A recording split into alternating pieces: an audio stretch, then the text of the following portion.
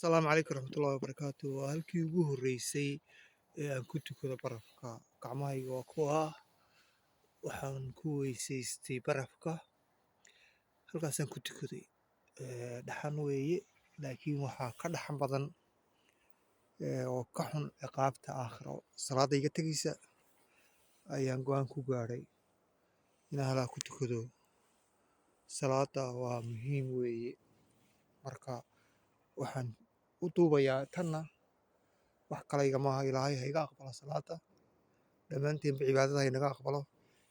In salaada waqtigeeda la tukado, in xasuus inta sana jir ka tegayaa, dhaxan baa i haysa.